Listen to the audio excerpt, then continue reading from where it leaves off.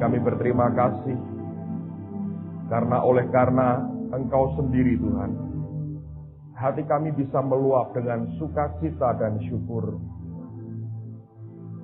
Dan waktu hati kami bersyukur tidak seperti yang dunia alami. Hati kami bersukacita dan bersyukur karena kami boleh ambil bagian dalam rencana Tuhan yang besar. Dan oleh karena anugerah-Mu kami boleh mentaati semua perintah Tuhan, menjalankan apa yang Tuhan perintahkan. Dan pada waktu semuanya tergenapi, yang membuat hati kami bersukacita, karena kami bisa menyukakan akan hati-Mu lewat ketaatan kami. Malam ini hamba berdoa dalam nama Tuhan Yesus dan kami minta, beri kami hati yang senantiasa mau taat kepadamu. Beri kami hati yang senantiasa rindu menyukakan hati Tuhan, dengan melakukan semua yang Engkau perintahkan kepada kami. Bukan dengan kekuatan kami Tuhan, tapi dengan anugerah kekuatan yang daripadamu sendiri. Terima kasih Bapa, terima kasih. Di dalam nama Tuhan Yesus. Dan semua yang berharap kepada Dia berkata, amin. Malam ini saya ingin sharing sesuatu yang sangat penting sekali buat hidup kita. Karena ini bagian-bagian yang sebetulnya kalau Anda mau peras ya, kemana sebetulnya Tuhan mau bawa kita. Nah, saya perhatikan banyak tokoh di Alkitab dan kemudian para bapak gereja, orang-orang yang sudah mendahului kita, yang dipakai Tuhan luar biasa. Saya kalau melihat hidup mereka, saya menemukan ada beberapa hal yang sama sebetulnya. Dari pengalaman hidup mereka dengan Tuhan, itu sama. Ada beberapa patokan yang benar-benar sama dengan apa yang sebetulnya Tuhan inginkan. Nah, tetapi tidak semua anak Tuhan itu mampu mencapai ke pengertian itu atau sampai ke level itu. Nah, karena itu penting sekali. Jadi saya ingin kita pelajari bersama sekali lagi pada malam ini. Beberapa bagian tentu bukan barang asing buat saudara, tapi saya belajar seringkali kita sukar untuk hanya menerima satu kali, kemudian kita mengaplikasikannya. Yang dibutuhkan adalah bagaimana kita mengerti berulang-ulang sampai itu masuk dalam hidup kita dan menjadi realita, menjadi kenyataan buat kehidupan kita.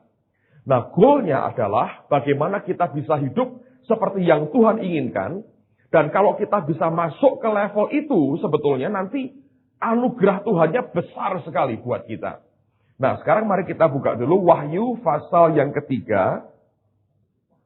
Saya ingin ajak kita melihat pada ayat yang ke-7 sampai dengan ayat yang ke-13. Wahyu pasal 3, ayat 7 sampai dengan ayat yang ke-13. Alkitab berkata begini, dan tuliskanlah kepada malaikat jemaat di Philadelphia. Inilah firman dari yang kudus, yang benar, yang memegang kunci Daud. Apabila ia membuka, tidak ada yang dapat menutup. Apabila ia menutup, tidak ada yang dapat membuka. Aku tahu segala pekerjaanmu. Lihatlah, aku telah membuka pintu bagimu yang tidak dapat ditutup oleh seorang pun. Aku tahu bahwa kekuatanmu tidak seberapa. Namun engkau menuruti firmanku dan engkau tidak menyangkal namaku. Lihatlah beberapa orang dari jemaah iblis, yaitu mereka yang menyebut dirinya orang Yahudi, tapi yang sebenarnya tidak demikian, melainkan berdusta, akan kuserahkan kepadamu. Sesungguhnya aku akan menyuruh mereka datang dan tersungkur di depan kakimu dan mengaku bahwa aku mengasihi engkau. Karena engkau menuruti firmanku untuk tekun menantikan aku, maka aku pun akan melindungi engkau dari hari pencobaan yang akan datang atas seluruh dunia untuk mencobai mereka yang diam di bumi. Aku datang segera. Peganglah apa yang ada padamu supaya tidak seorang pun mengambil mahkotamu. Barang siapa menang, ia akan kujadikan soko guru di dalam bait suci Allahku, dan ia tidak akan keluar lagi dari situ. Dan padanya akan kutuliskan nama Allahku, nama kota Allahku, yaitu Yerusalem baru, yang turun dari surga dari Allahku, dan namaku yang baru. Siapa bertelinga, hendaklah ia mendengarkan apa yang dikatakan Roh kepada jemaat-jemaat. Nah, ini hal yang kita harus mengerti bahwa kalau kita mau jalan terus dengan Tuhan, kita akan dibawa kepada pola hidup seperti jemaat di Philadelphia. Nah, Watchmeni membedakan dari 7 jemaat yang dalam Wahyu bagian awal ini dengan 2 bagian. 3 jemaat yang pertama, kalau Anda perhatikan itu, jemaat di Efesus, di Smyrna, dan di Pergamus, dia menggambarkan sebagai jemaat, tipe jemaat yang sudah lewat. Ada waktu di mana mereka sudah lewat tipe seperti ini. Sebab dari ketiga bagian jemaat ini, mereka tidak mendapat janji akan kedatangan Tuhan yang kedua kali atau akhir zaman. Jadi kemudian dia menafsirkan 3 jemaat pertama ini sudah lewat masanya. Tapi yang sampai hari ini ada adalah, yaitu jemaat di Tiatira, di Sardis, Philadelphia, dan Laodikia. Dari keempat ini, hanya 1 yang tidak dicela Tuhan, bahkan mendapat pujian dari Tuhan, yaitu jemaat Philadelphia. Nah, oleh karena itu, saya percaya sekali bahwa Allah ingin semua gereja Tuhan mengalami kehidupan jemaat seperti jemaat di Philadelphia. Nah, saya tidak berbicara soal gereja lokal saja, tapi saya bicara tentang anak-anak Tuhan secara keseluruhan. Yang Tuhan inginkan dan sungguh Dia mau adalah supaya kita ini punya pola hidup, cara hidup, gaya hidup seperti jemaat di Philadelphia. Nah, apa itu modelnya? Lihat bahwa kuncinya adalah Tuhan berkata bahwa aku tahu sebenarnya kekuatanmu tidak seberapa, tetapi Alkitab berkata bahwa engkau menuruti firmanku, engkau tidak menyangkal namaku, dan dia berkata, engkau menuruti firmanku untuk tekun menantikan aku. Nah, itu beberapa pola pengertian yang akan jadi tipe gereja yang berkenan di hadapan Tuhan.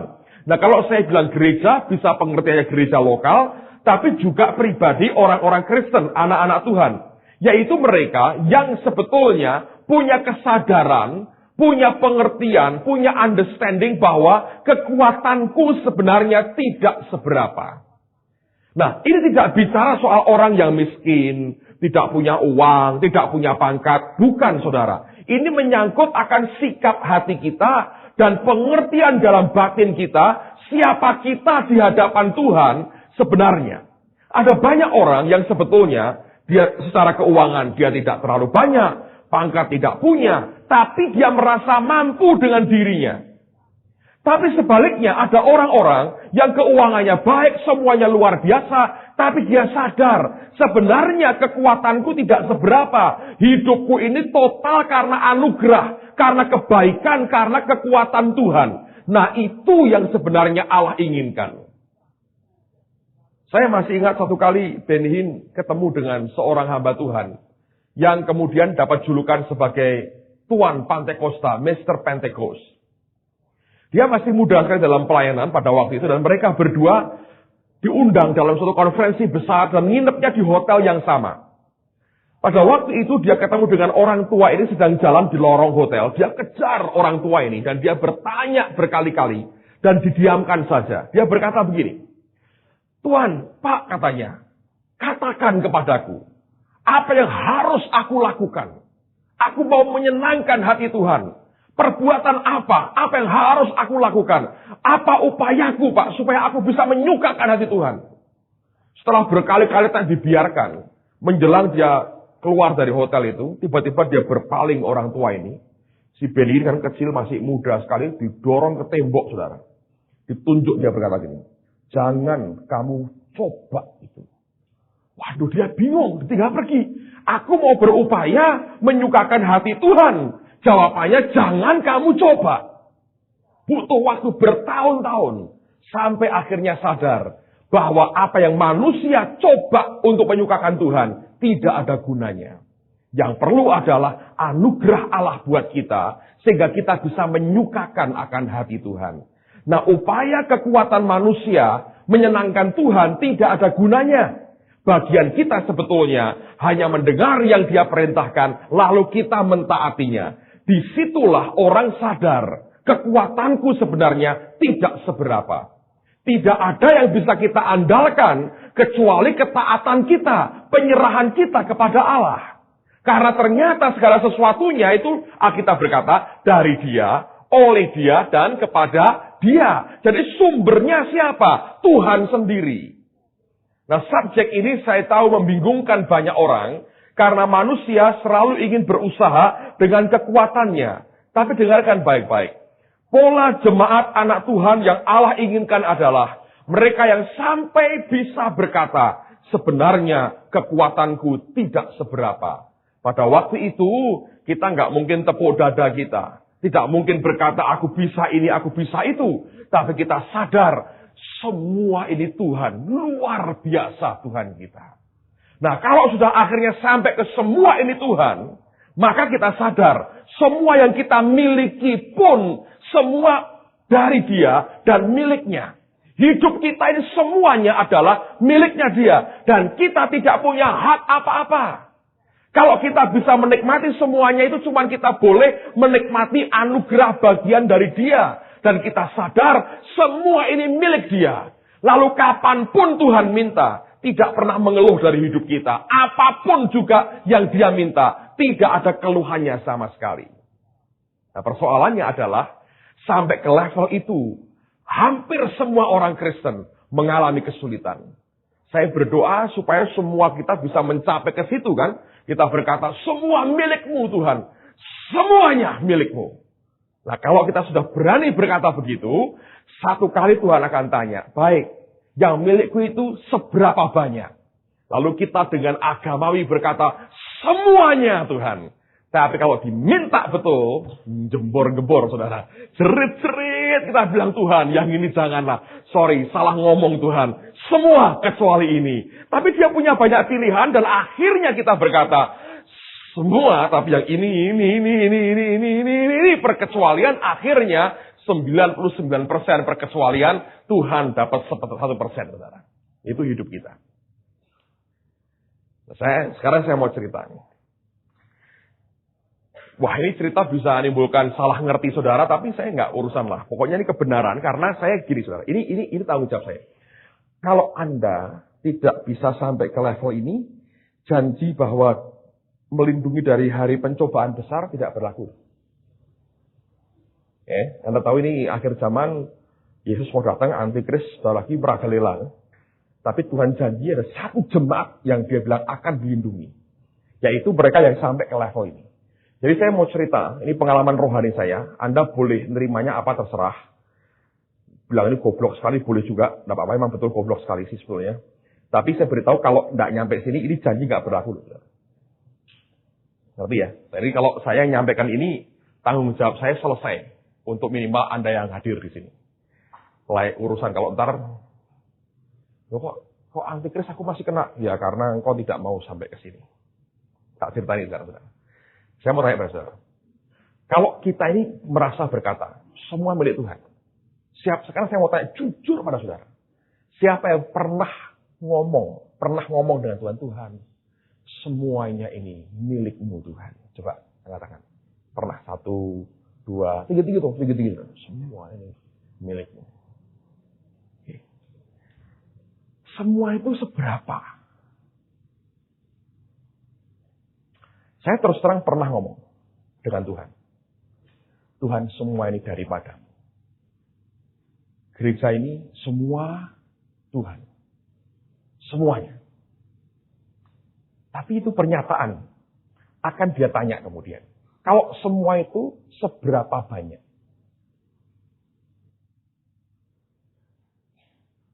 Pak Bianto kalau misalnya ya Pak ya. Mobilnya suruh jual, kasihkan Tuhan. Langsung atau rundingan dulu Pak?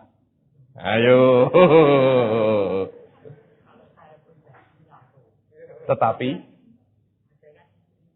jadi harus rundingan dengan gitu ya. Ya. Itu kan jujur. Ya. Saya waktu jual mobil 2 kali, saya rundingan sama istri saya. Yang pertama dia bilang tidak, dompet hilang.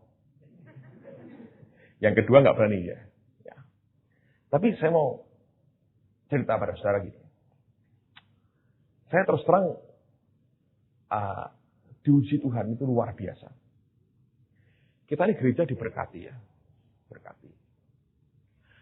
Orang kalau sudah dalam berkat, kita ini cenderungnya hanya memperbesar diri, lalu membuat banyak hal yang ya dibuat makin canggih, tapi untuk kepentingan sendiri. Ya. Dan gereja kalau sudah beda organisasi, sama-sama satu merek aja, itu biasanya lain, saudara. Caranya semuanya lain. Pada waktu tahun lalu Tuhan bicara pada kita untuk buat sekolah Alkitab. Waktu Pak Samuel Elkanah masih hidup, nggak terlalu terasa. Karena sepertinya ini proyeknya dia, ya kan? Tanggung jawabnya dia. Jadi kalau kita ambil bagian memberikan persembahan, kita berkata ya kita memang memberi itu. Pak Samuel masih hidup dan dia jalankan semua pembangunan. Tapi akhir tahun lalu saya pernah cerita. Satu malam Tuhan ngomong sama saya di Cirebon. Mulai sekarang kamu yang harus take over. Istilah Tuhan take over, ambil alih proyek ini. Ini tanggung jawabmu. Selesaikan pembangunan asrama plus hall-nya untuk sekolah Alkitab ini. Paginya, saya lagi makan pagi, Pak Yusak datang. Dia ngomong, Gung, ini tugasmu loh. Tuhan ngomong, kowe yang harus selesaiin. Saya bilang, aku ngerti Pak. Jadi, akan saya selesaikan. Saya pulang ke Semarang, saya telepon Pak Samuel hari Minggu. Saya bilang, Pak Sam, mulai sekarang Tuhan bilang, suruh aku yang selesaikan. Dia ketawa. Kayak kasnya Pak Samuel. Hahaha, gitu kan. Terus dia bilang, ya wes toh. Gitu. Tapi supaya enak, kamu kok tak toke sama kontraktornya. Jadi limpahan tugas supaya jelas, clear. Tapi nggak sampai terjadi, saudara. Beberapa hari kemudian, dia ke Cirebon. Saya masih ketemu dengan dia. Terus ke Bandung. Dan tidak pernah pulang ke Ungaran dalam keadaan masih hidup. Pulang minggu depannya, sudah dalam keadaan meninggal. Dan saya sempat ikut dengan Pak Yusak memimpin akan upacara penutupan peti jenazahnya. Setelah dia mati, ya, saya tidak pernah ada kontak cukup dekat dengan pengurus yang lain sebetulnya selama ini. Jadi urusan hanya dengan Pak Samuel Elkanah. Setelah dia mati, saya kan harus selesaikan kewajiban itu. Pertanyaannya sekarang begini. Nanti kalau sudah selesai, itu punya siapa?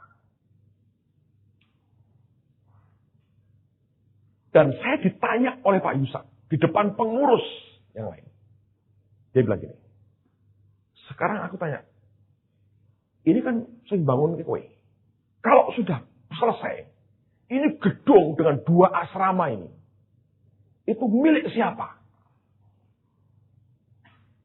Saya bilang, semua milik Taman Getsemani. Saudara tahu, kita bangun berapa? 1 miliar. Semua milikmu Tuhan. Benar? Kalau saudara suruh bangunin orang lain 1 miliar. Kalau kira-kira 10 juta itu masih mikir ya saudara. 1 miliar. Jadi itu uang kayak dikasih. Pus. Tetapi kan Bapak make 6 bulan. Tahun 2000 kita belum tahu. Tuhan nyuruh kita buat lagi sekolah apa tidak? Kalau tahu-tahu selesai, ya tak? Tidak apa-apa tuh. Jadi kita nggak pernah ngerti. Begitu selesai. Goblok nggak ini saudara? Saya tanya. Goblok. Tapi di dalam kegoblokan ini sebetulnya, kalau saya pakai istilah saya ya, Tuhan mau lihat hati. Saudara bilang, ini semua milik Tuhan. Ternyata kalau dia tanya, dia beri angka. Pak Yusak ini baru-baru ya, nginep di satu tempat. Dia bilang, coba datang ke rumah hamba Tuhan itu. Dia masuk ke rumah hamba Tuhan itu. Ketemu dengan yang punya rumah. Dia bilang, aku kok mlebu omahmu apa ya? Rumahmu ada apa? Nah yang punya yang nggak tahu. Dipikir setan atau gendruwo atau apa gitu ya. Lihat. Loh rayapan ya? Iya ini sudah hampir rubuh. Om katanya. Oh tahu aku. Nah Tuhan ngomong ini. Aku suruh bangun ke kamu rumah. Dia baru-baru drop uang 60 juta. Nih bangun rumah buat kamu. Semua punya Tuhan bukan saudara? Kalau kita anak sopo bangun-bangun ke. Bapak itu kon bangun ke. Benar nggak saudara? Sampai seberapa sebetulnya saudara ini berani dengan Tuhan? Saya mau tanya. Sampai seberapa? Dan waktu Tuhan perintahkan kita bangun saudara. Tidak ada uang ready, nggak ada. Semua dasarnya iman. Dan sekian bulan dalam tahun ini kita ini ketat gereja. Keuangan. Karena sedot semua, waduh ngeri sekali. Teman-teman yang pegang keuangan tahu itu. Tapi setelah selesai, milik siapa? Getsemani. Yayasan tersendiri memang betul keluarganya Pak Samuel, pengurusnya sebagian besar bergereja di sini. Tapi nggak ada sangkut paut secara organisasinya nggak ada. Jadi waktu kita lepaskan itu uang, di situ sebetulnya Allah mau lihat hati. Sampai seberapa kita ini mampu sebenarnya diajak jalan dengan Tuhan. Kenapa kok sampai berani begitu, saudara? Sebab saya pribadi sadar, kita ini tidak punya apa-apa kecuali Tuhan. Dan sebegitu besar ketergantungan kita kepada Allah. Saya gambarkan, saya ini cuma bayang-bayangnya dia. Kalau sampai bayang-bayang ini putus dengan yang punya bayang-bayang, jadinya hantu gentayangan menakutkan, ya kan? Bayang-bayang kok ireng-ireng gitu kan materi. Ayo. Jadi kalau ini terpisah, saya harus ikut terus kemanapun kalau tidak jadi hantu. Dan sampai pada titik seperti itu, Tuhan itu ingin bawa semua kita. Berani tidak, saudara? Sebab kalau kita merasa tidak punya kekuatan, apapun yang dia katakan kita akan iyakan. Kalau Anda misalnya diplomasi apapun lah. Coba Anda lihat di koran hari-hari ini. Libya serahkan akan 2 orang teroris warga negaranya yang dituduh meledakkan pesawat Pan di mana?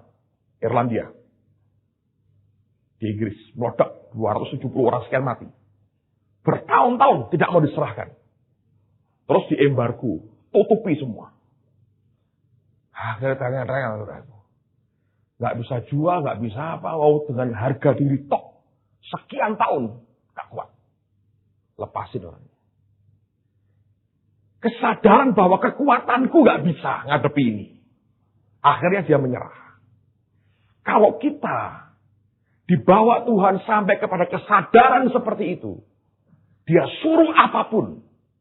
Kita tidak punya alternatif lain. Sebab kita tahu di luar dia. Kita pasti hancur. Di luar dia sudah tidak ada daya sama sekali. Nah ini sebetulnya pengertian yang Tuhan mau berikan kepada kita. Saudara. Dan saya percaya, kemarin malam kami ke sana malam-malam beberapa teman ya. Anda perlu datanglah kalau malam ya. Tengok lampunya diatur. Memang yang bangun seniman. Bagus sekali. Saya tertawa, saya bilang, kok bisa jadi ya? Heran saya. Kok bisa jadi ya? Kok bisa? Anda tahu kita tidak buat kolektor 2 kali. Saya nggak buat brosur untuk cari dana. Dalam waktu yang begitu singkat. Dan itu bisa jadi. Saya sampai heran, saya bilang, kok bisa jadi ya? Bisa. Kalau itu Tuhan, dia atur semua beres. Saya beri angka besar kepada saudara. Memang itu faktanya begitu. Tapi sekaligus mari kita renungkanlah diri kita. Tanpa sadar sebetulnya banyak orang Kristen merasa dirinya kuat. Sebab Ketika Tuhan perintahkan sesuatu, kita tidak total langsung memberikan ketaatan kita. Dan kita coba tawar Tuhan dengan banyak hal. Dan bukti kita cinta harta kita. Dan bukti belum semuanya milik Tuhan. Saudara bisa ngerti? Sekarang Anda pernah ngomong kan? Semua milikmu Tuhan. Semuanya. Ditenani saudara, mengkeret semua. Tapi saya belajar begini. Kalau dia perintahkan, kalau kita taat, dia beri kesanggupan kepada kita untuk menjalankan apa yang dia perintahkan. Pada waktu semuanya selesai, saya bilang Tuhan ini luar biasa. Yang luar biasa bukan cuma selesai gedungnya. Tapi saya heran melihat bagaimana Tuhan mengubah hati kita semua. Sampai kita bisa berkata, ya Tuhan. Sekarang kalau nalar manusia, ya, 1 miliar itu kita bisa beli ini. Mona Lisa. Loh, ini itu kan tempatnya banyak kamar. Pakai itu asrama. Sak tanah sampingnya. Ya, sekolah kita bisa buat di sini kan. Asrama di situ. 1 miliar. Nggak sampai. Nggak nyampe. Tambah bangunan lagi lah. Kadang-kadang ongkosnya keluar sama. Punya sendiri. Tapi dia bilang, take over. Bangunin. Saudara mau ngitung secara apa? Dan di sini saya mau beritahu. Kita ketahuan oleh Tuhan. Dalam kita itu seperti apa sebetulnya. Yang function berjalan kuat. Otak kita. Atau hati kita di hadapan dia. Saya tahu bagi banyak Anda ini masih bentuk di awan-awan gitu. Tapi bayangkan kalau seandainya saudara yang disuruh Tuhan. Ada temanmu gitu ya. Nah, belikan sepeda motor. Lalu. Wah aku dewe mbak berompit. Ini ada tabungan sih 5 juta. Sih. Belikan dia sepeda motor. Anda lepasin atau. Wah setan. Tengking dalam nama Yesus. Roh yang membobol uangku keluar. Atau apa. Ayo saudara. Anda tengking atau Anda lepaskan. Yang membedakan orang satu dengan yang lain adalah urusan ini. Saya belajar, saya kagum dengan Tuhan. Dia bisa buat banyak hal yang luar biasa. Dia bisa merubah hati. Dia bisa singkirkan semua kekikiran dalam hidup kita. Dan diganti dengan kemurahan. Saya ngomong dengan teman-teman, saya berkata, saya yakin kita akan lihat sesuatu. Dalam waktu tidak lama kita akan nuai di banyak areal. Bukan hanya uang. Tapi kita akan nuai di banyak segi. Yang tidak masuk akal kita. Kelak kita berkata, 1 miliar ternyata kecil dibandingkan tuaian seperti ini. Di berbagai sektor yang tidak pernah kita pikirkan. Nah waktu kita melangkah itu loh saudara. Itu yang diperlukan. Apakah kita bisa mengerjakan yang Tuhan perintahkan atau tidak. Dibutuhkan orang untuk gendeng sedikit saudara untuk bisa masuk ke situ. Sebab kalau kita masih waras banget saudara, percayalah. Kita akan berat untuk berkata iya. Tapi butuh orang yang rotok memang gendeng sedikit. Rotok waras sih. Ya itu rotok bener ya gitu saudara. Kalau orang sudah bilang ini orang tidak waras. Itu sudah menurut Pak Ishak sudah Kristen yang benar itu Kristen. Kalau Anda masih dianggap waras, masih belum Kristen benar saudara. Itulah orang yang merasa dan sadar kekuatannya tidak seberapa. Coba buka Sefanya pasal 3. Sefanya pasal 3. Saya beberapa wajah kurang bahagia rumahnya. Karena ini pendetaku orang orang genah ini. Bukankah itu uang 300 dinar bisa dibagikan kepada orang miskin? Nah itu omongannya sopo, gitu ya toh. Emang begitu saudara. Selalu begitu.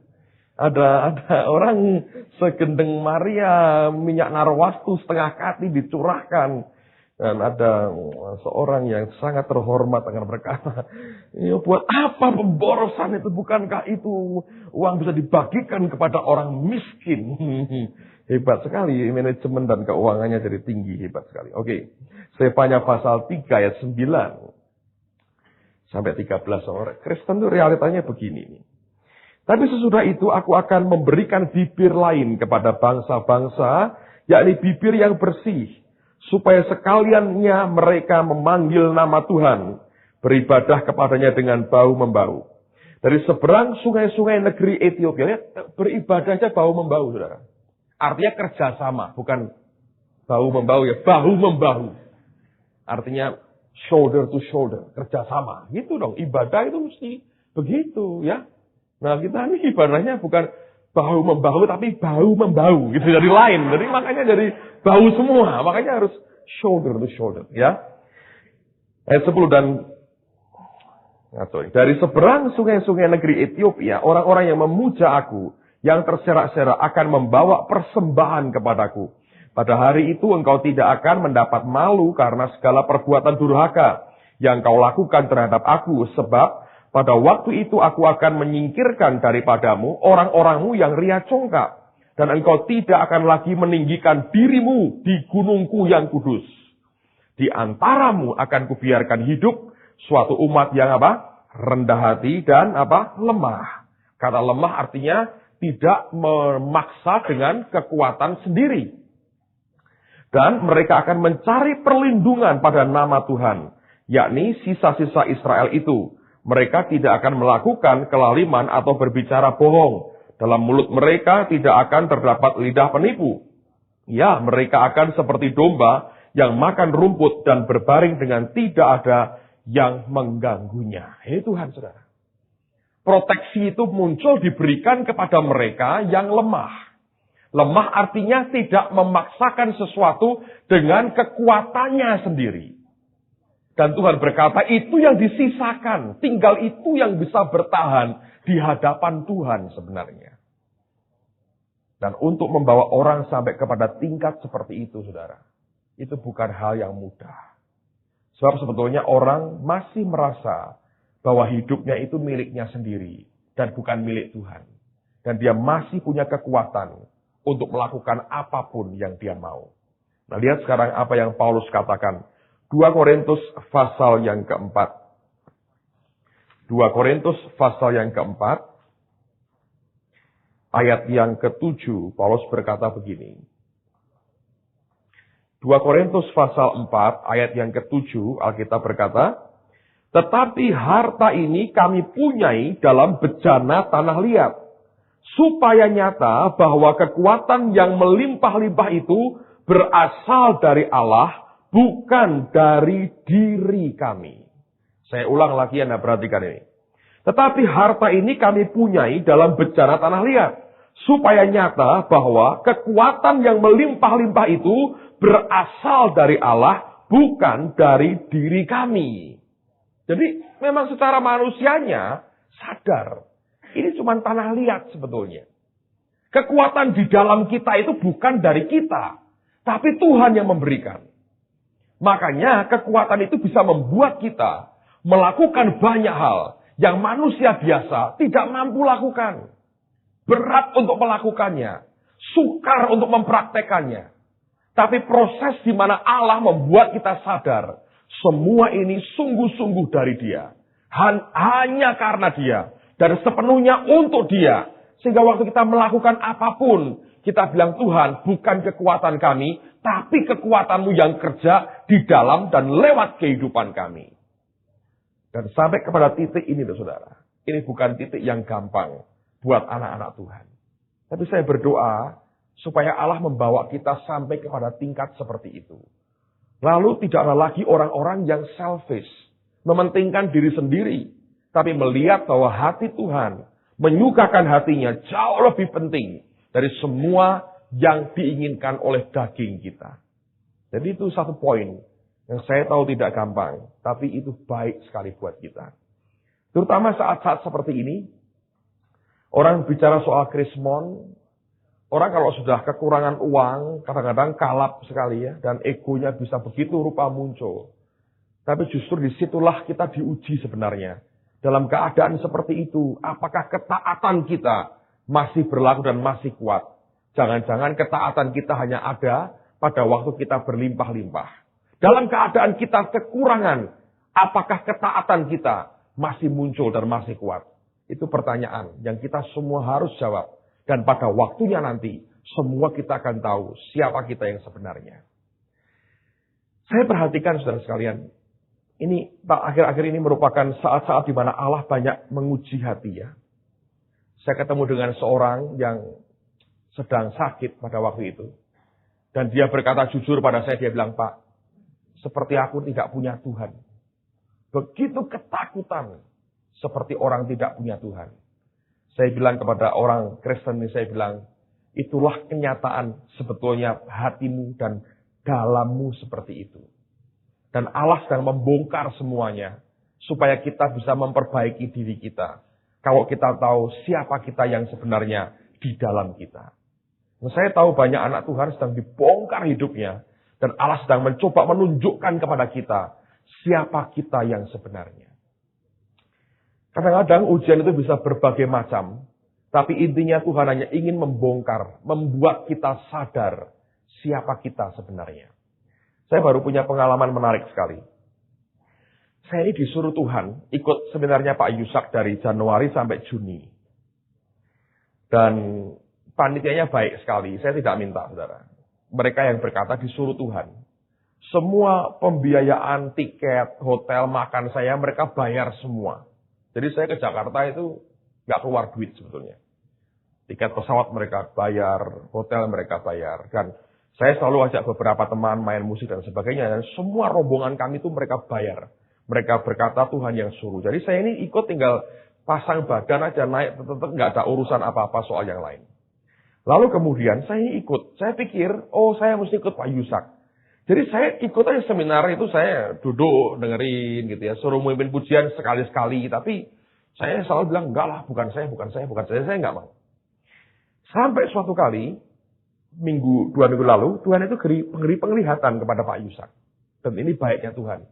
Sebelum selesai semua, dia buat koreksi. Dia lihat Tuhan tuh berikan ke dia itu roti besar, panjangnya 2,5 meter. Pak Yusak gotong roti kok 2,5 meter. Roti 2,5 meter. Terus beberapa panitia itu ikut gotong. Ada satu sisi sudut yang tidak ada yang gotong. Jadi agak jomplang. Gitu. Dia berdoa, Tuhan ini kok nggak ada yang ngangkat. Terus Tuhan bilang gini, ini mestinya bagiannya Petrus aku. Tapi dia nggak mau ngangkat roti ini. Itu bodoh katanya. Jadi harus diberitahu, suruh ikut ngangkat. Terus saya ditelepon, saya diberitahu, saya telepon balik. Saya tanya, ada pesan Tuhan apa? Saya bilang, gue ini loh, belum ngangkat roti. Loh roti apa? Roti yang 1,5 meter katanya penglihatannya. Terus dia cerita. Dia bilang, gue salah loh. Untung ini belum selesai acaranya. Terus saya bilang, memang betul. Lah, sak ngertiku ini aku kan cuma ikut Pak Yusak. Nggak ngapa-ngapain. Orang, nggak boleh. Kamu harus begini-gini. Diomongin banyak. Terus saya pulang ke Semarang, saya renungin saudara. Beberapa hari. Saya renungkan. Saya doa Tuhan, kok aku bisa miss ya? Tinggal melu tok we keliru kok saudara. Orang itu saudara. Manusia ini ya, daging kita ini. Tinggal suruh ikut. Orang bayar, orang metu duit saudara. Ikut tok. Itu keliru. Nah, akhirnya saya ini sembahyang. Satu pagi, hari Senin pagi yang lalu. Saya lagi pagi-pagi lah di kamar mandi itu. Tempat paling diurapi rupanya ya saudara. Ya, hadiratnya begitu bagus sekali. Sambil tenang, teduh sekali Tuhan ngomong sama saya di situ. Dan dia berkata begini. Kamu harus tahu waktu Elisa ikut Elia. Itu 2 tahap. Tahap pertama itu tahap di mana dia ikut sebagai bujangnya Elia. Istilahnya Alkitab, tukang nuangkan air untuk cuci tangan Elia. Jadi itu pekerjaan seorang budak. Nah, di periode itu dia tidak boleh ngomong apa-apa, tidak boleh terlibat apa-apa, tidak boleh berbuat apa-apa. Tapi periode kedua adalah waktu dia ikut dari Gilgal nyebrang sampai ke Yordan. Itu menjelang Elia diangkat Tuhan dan Elisa menggantikan Elia. Nah itu Tuhan berkata, kamu ngerti yang paling berat buat Elisa itu apa? Waktu Elia berkata, kamu di sini aja, aku mau terus ke sana. Kalau komentar nabi-nabi lain dia bisa kendalikan. Dia bilang, diam. Tutup mulut. Diamin. Aku bisa ngerti. Tapi waktu Elia berkata, kamu di sini aja ya. Dia terbiasa sekian belas tahun ikut Elia, tidak pernah bersuara, tidak pernah bantah.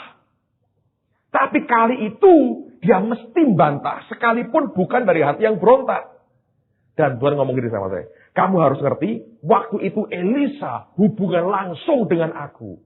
Dia mengerjakan yang aku perintahkan. Dan dia ikuti terus karena aku yang perintahkan dia. Bukan lagi bungkam dan tergantung Elia. Jadi sekarang kamu ikut ini, tidak boleh diam. Kamu harus membuka hati, tunggu perintahku. Aku suruh apapun kamu lakukan. Dan bukan diam seperti 3 bulan pertama ini.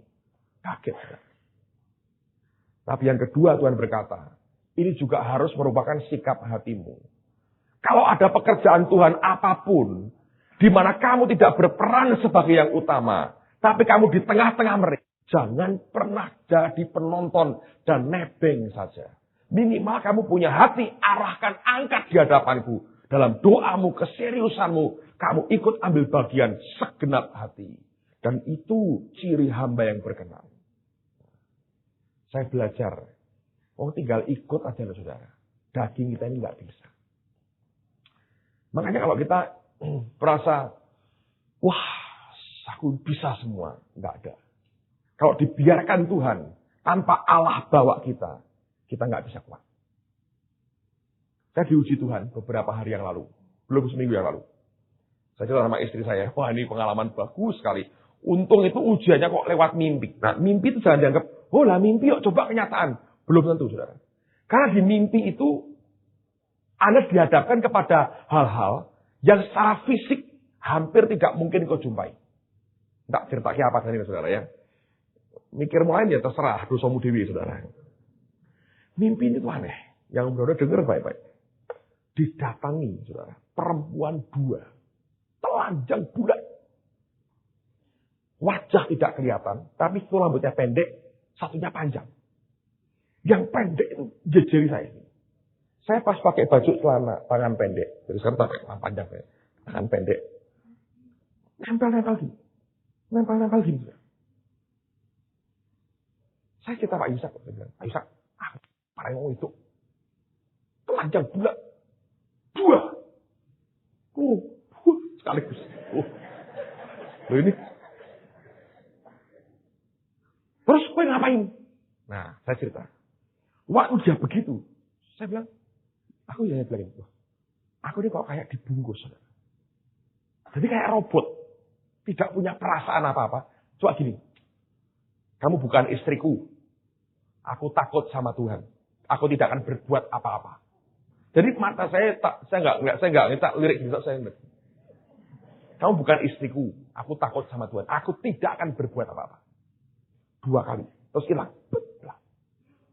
Bangun saya. Kok wong miskin 2. Beli pakaian pun tidak bisa. Dan saya belajar ya. Itu Anda diuji jiwamu sebetulnya. Kalau jiwamu kotor. Mesti karu-karuan. Saudara. Kalau Anda jatuh di situ. Nanti secara fisik gak lama jatuh. Saudara. Karena dalammu sebetulnya kayak begitu. Saya ngerti. Nah Tuhan itu lagi muji banyak orang hari-hari ini. Makanya saudara harus hati-hati. Karena banyak hal yang sedang dia kerjakan. Nah ujian Tuhan akhir-akhir ini untuk membongkar dalam kita seperti apa. Waktu kebongkar semua akan ketahuan. Kita ini seperti apa. Disitulah Anda mesti sadar. Siapa kita.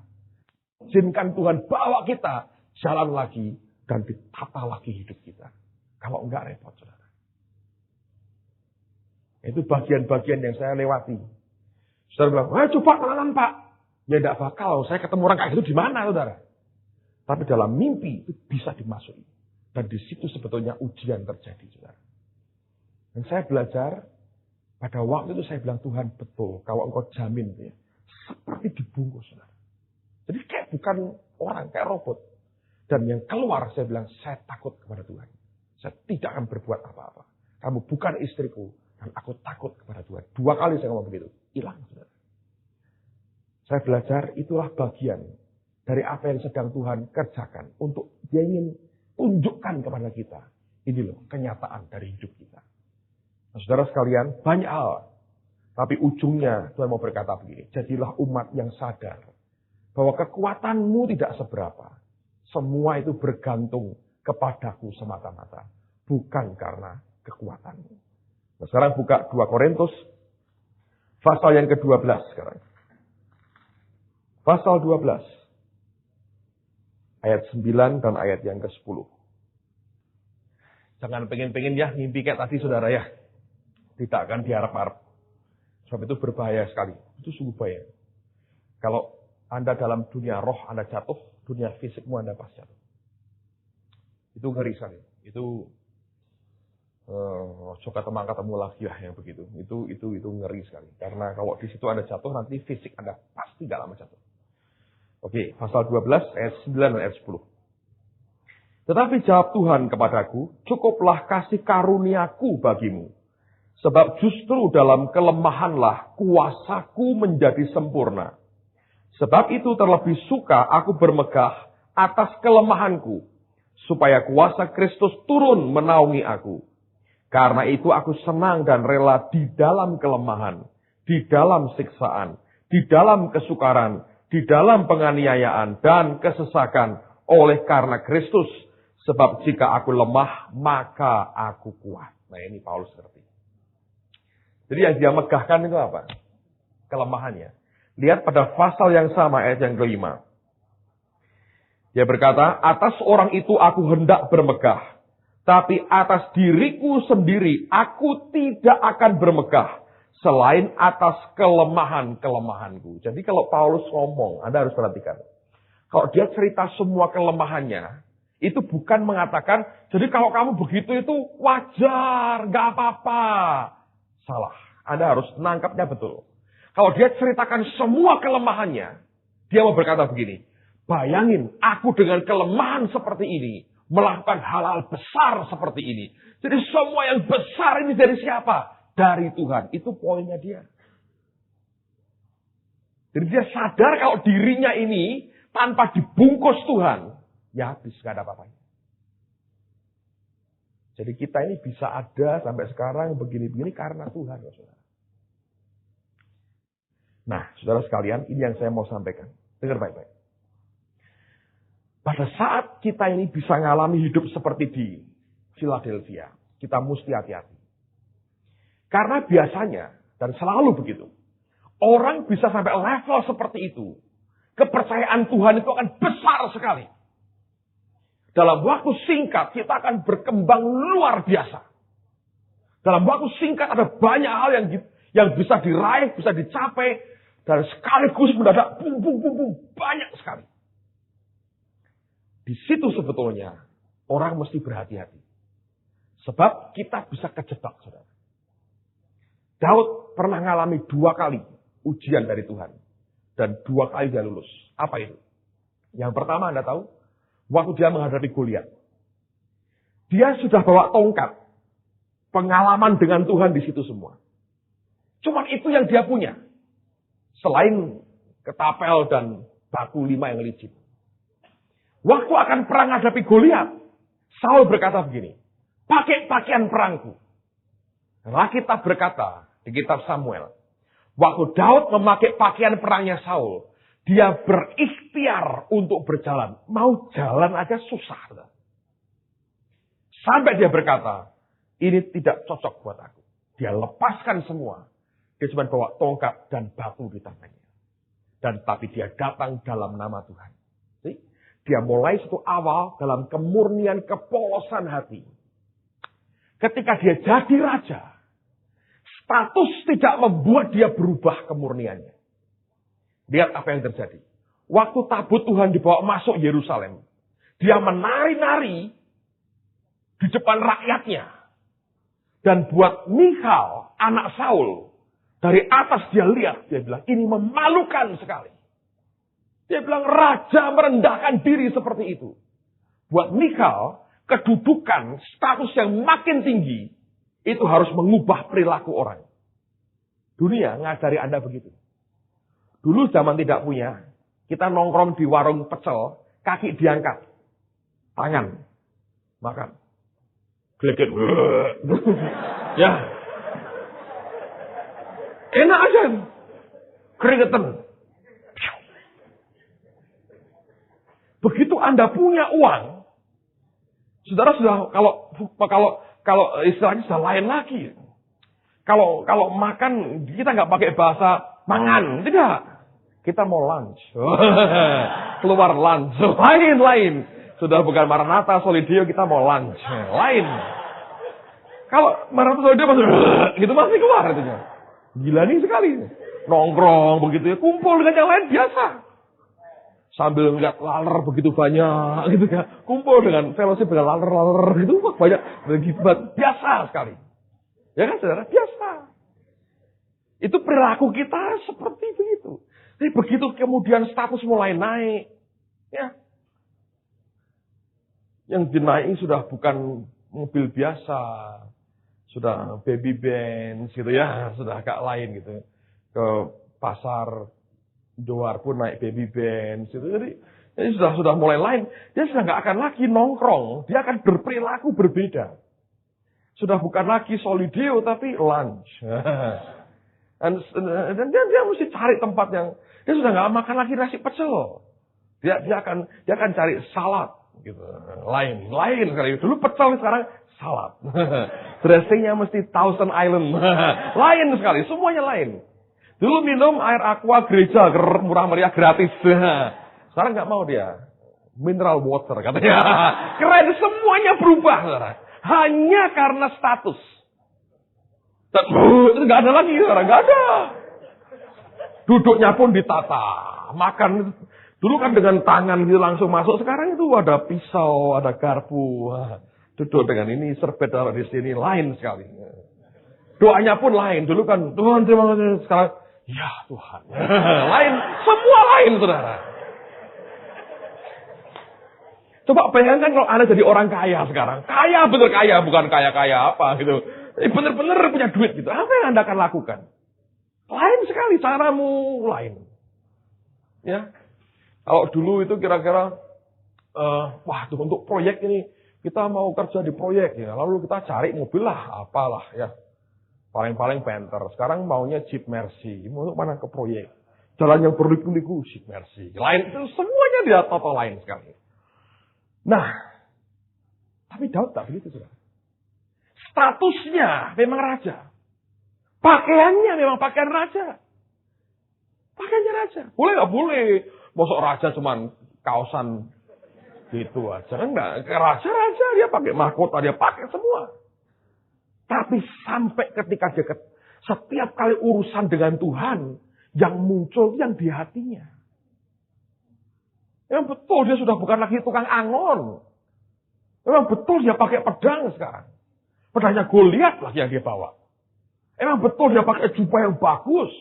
Betul sekali mungkin mahkota dari emas, dari berliannya begitu banyak, betul.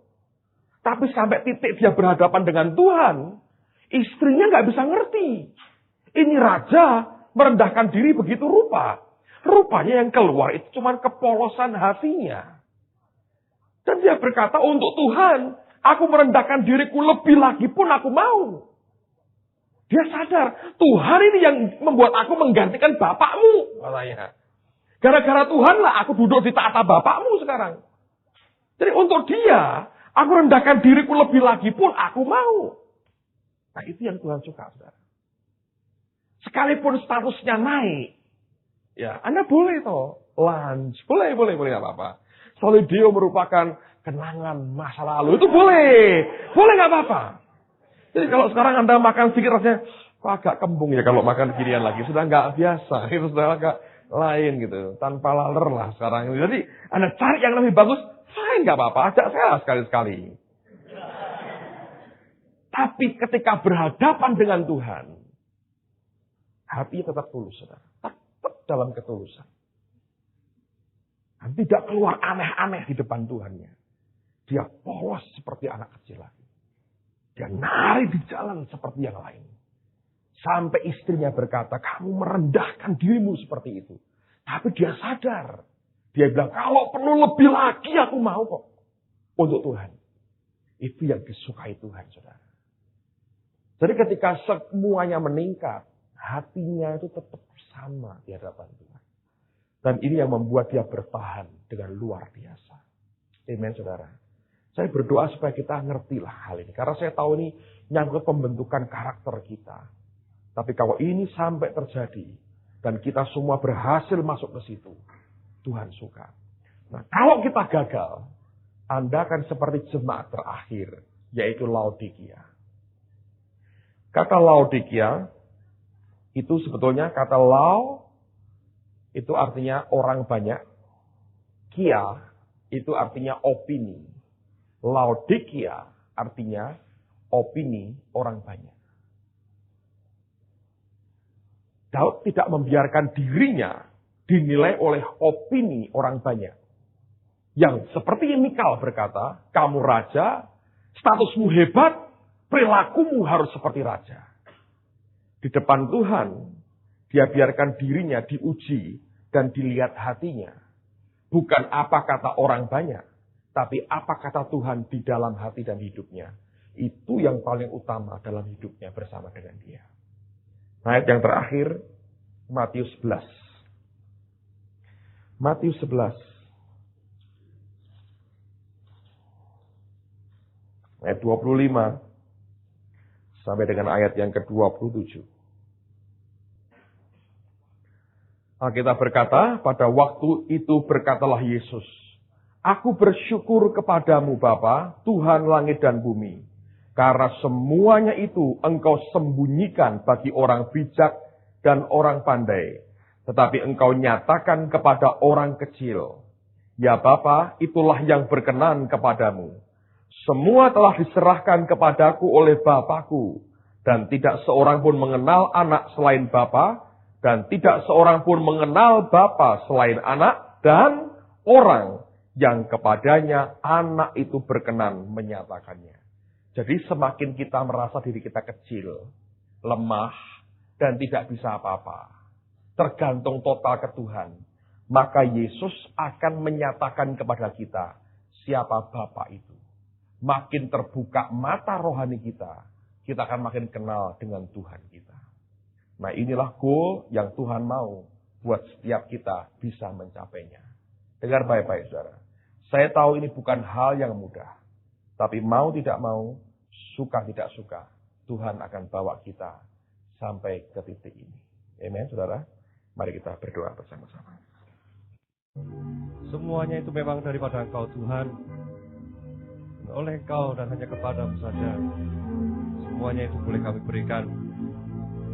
Sebagaimana Daud berkata, bukan dengan pedang, bukan dengan panahku aku percaya. Bahkan pedangku pun tidak memberi aku kemenangan. Tetapi Engkau yang memberi kemenangan. Bagi setiap orang yang berharap, bagi setiap orang yang mau datang kepadamu, bagi setiap orang yang sadar bahwa sesungguhnya hidup manusia itu lemah dan membutuhkan Engkau dalam hidupnya. Oleh sebab itu Tuhan, pada malam hari ini, biar Kau nyatakan akan kebesaran-Mu dalam hidup setiap kami, sehingga kami boleh menaruh harap kami kepada-Mu saja. Kami bersyukur Tuhan untuk malam hari ini. Sisa minggu ini kami persembahkan hidup kami di hadapan-Mu. Terima kasih untuk malam hari ini Tuhan, kami bersyukur. Biar kasih-Mu, ya Bapa, anugerah-Mu lewat anak-Mu Yesus Kristus, dan persekutuan Roh Suci, untuk boleh tinggal hidup kami mulai malam hari ini sampai selama-lamanya. Dalam nama Tuhan Yesus. Amin.